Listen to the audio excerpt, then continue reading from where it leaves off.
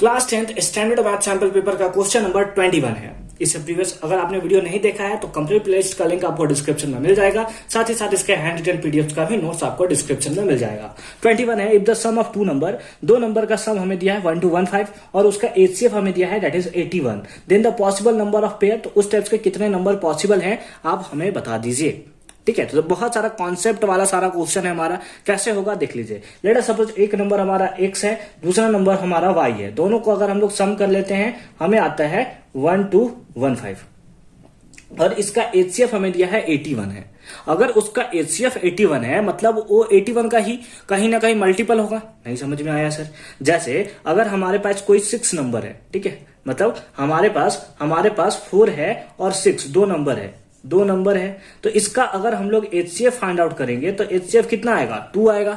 इसका मतलब ये जो 2 है इसी 2 का मल्टीपल हमारा 4 भी है, इसी 2 का मल्टीपल हमारा 6 भी है। उसी टाइप से अगर इन दोनों नंबर का, अगर x और y दोनों नंबर का अगर हमें एचसीएफ दिया है 81 मतलब x भी कहीं ना कहीं और y भी कहीं ना कहीं 81 का ही हम लोग को फैक्टर मल्टीपल देखने को मिलेगा ना। मतलब x भी क्या होगा? 81 का ही मल्टीपल होगा। y भी जो होगा 81 का ही मल्टीपल हो सकता है आगे पीछे हो जाए, है ना, हो सकता है हमारा आगे पीछे हो जाए, लेकिन वो तो क्या होगा? मल्टीपल ही होगा। जैसे यहाँ पे 4 और 6 का हमें एचसीएफ 2 आया तो 2 का मल्टीपल 2 2 जा 4 और 2 3 जा 6, है ना, कहीं ना कहीं मल्टीपल ही है। तो चलिए हम लोग चेक कर लेते हैं, इसमें चेक कर लेते हैं। तो लेट अस सपोज जो पहला नंबर है वो 81 का मल्टीपल है तो हम लोग लिख लेते हैं 81m प्लस y जो है 81 का मल्टीपल है तो इसको हम लोग ले लेते हैं 81n। ठीक है, 81m plus 81n equals to 1 to 15। कोई इशू?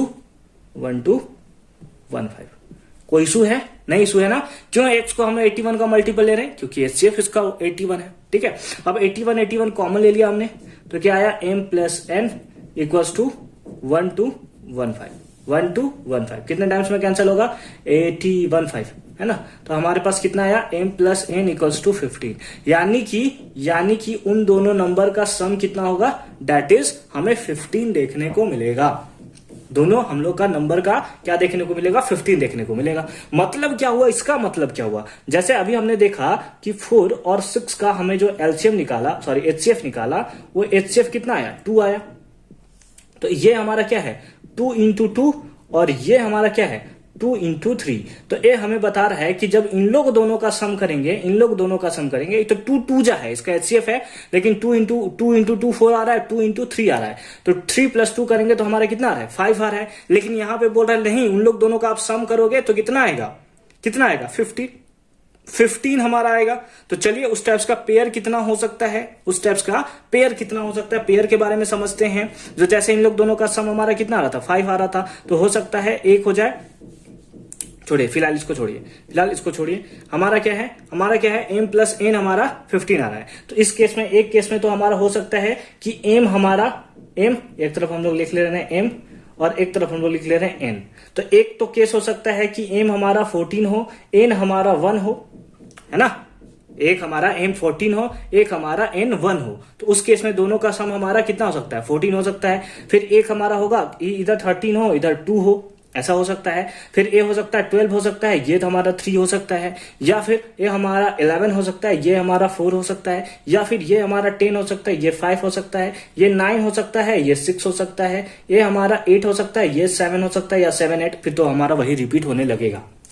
ठीक है, ये हमारा रिपीट होने लगेगा। तो हमारा इतना सारा हम लोग को पेयर पॉसिबल हमें नजर आ रहा है। ये 14m और n मतलब क्या हुआ? जैसे 81 into 14 करेंगे आप, 81 into m का प्लेस पे 14 पुट करेंगे प्लस 81 n के प्लेस पे अगर आप एक बार 1 पुट करेंगे तो आपको कितना मिलेगा? 14 1 जा 14 कैरी 4 लिख लिया, कैरी 1 और 14 98 कितना होता है? 112 और 113 है ना, 113 प्लस 85 तो अगेन आपको वही मिलेगा। ठीक है, अगेन आपको वही मिलेगा कितना? 81 ना, सॉरी, प्लस 81 अगेन आप ऐड करोगे तो आपको वही मिलेगा, दैट इज 1 to 15। उसी टाइप से बहुत सारा आपका पेयर इस टाइप का आपको पॉसिबल नजर आ रहा है।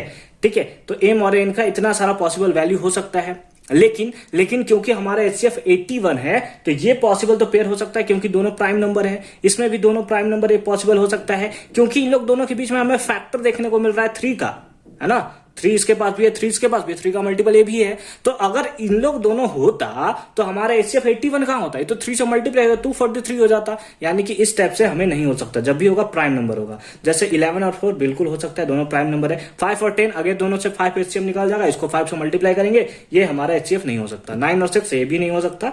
8 और 7 बिल्कुल हो सकता है क्योंकि दोनों प्राइम नंबर है। तो कितना, 1 2 3 4 option number C is the right answer. समझ में आया? बहुत ही सिंपल भाषा में आपको समझाने का मैंने ट्राई किया।